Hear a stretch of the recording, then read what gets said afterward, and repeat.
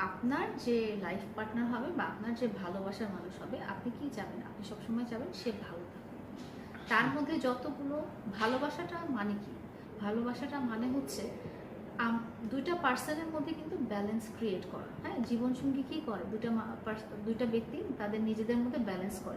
কেউ যদি নিচু স্থান থেকে আসে বা কারো যদি কোনো শিক্ষার অভাব থাকে, কোনো কিছুর অভাব থাকে, সেটা আরেকজন সেটা ব্যালেন্স করে। তো আমি যখন দেখেছি যে আমার সাথে যার সম্পর্ক আছে, তার হয়তো এই জিনিসটা দরকার বা তার ল্যাকিংস আছে, তার পড়ালেখার ল্যাকিংস আছে, তার টাকা পয়সা দরকার জীবনে স্ট্রং হওয়ার জন্য, তার আ অনেক কিছুই গুণাবলী দরকার। কিভাবে চামচ দিয়ে খেতে হবে, কিভাবে কথা বলতে হবে, কোন পরিবেশে কি কাপড়-চোপড় পরে যেতে হবে।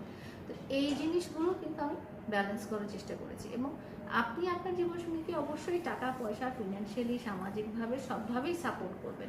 এটাই নরমাল এবং এটাই করেন। আপনি হয়তো আপনার ওয়াইফের জন্য আপনি শাড়ি কিনে দেন, গহনাগাটি কিনে দেন। ওয়াইফের বাবা-মা অসুস্থ থাকলে সেখানে চিকিৎসার ভার ব্যয় করেন।